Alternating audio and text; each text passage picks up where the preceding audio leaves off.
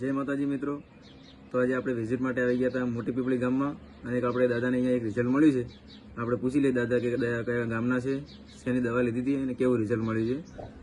તો બોલો દાદા, આપણે કયા ગામના? હું મોટી પીપળી ગામનો છું. બરાબર. આપણું નામ શું? મારું નામ સૌદનભાઈ માધાભાઈ ઠાકોર. બરાબર. આપણો તાલુકો કયો લાગે? તાલુકો રાધનપુર. રાધનપુર. જિલ્લો પાટણ. જિલ્લો પાટણ.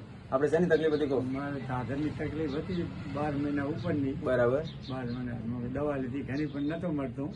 બરાબર. પણ આ સાહેબ આયા એ કંપનીમાંથી દવા મને આલી ને 15 દિવસમાં મારે ઘણો ફેર પડી ગયો. જો મિત્રો જોઈ શકો છો તમે, આ બધું લાલ ચૂડ દાદરનું આપણે ભરેલું હતું આખા દાદાને શરીર.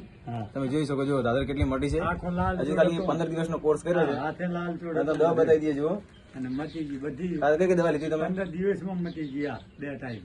જો આ ગોળી આપી દીધી દાદાને અને મલમ છે, પાવડર છે, મલમ પોસો પડવાનું. મલમ લગાવવા માટે છે. દાદા કમ્પ્લીટ મટી જાય. મને હાબુ આલે તો એ હાબુ થી નવું છું. બરાબર. અને તમારે કોઈ સગા સંબંધીમાં, તમારા પરિવારમાં કોઈને તકલીફ હોય તમે દવા વિશે કહી શકો? હા બરાબર. એમ ને? હું કહું છું ને, અત્યારે કહું મેં સાહેબ કે તમારે જવાનું. બરાબર. નંબર પણ આલી અહીંયા. બરાબર.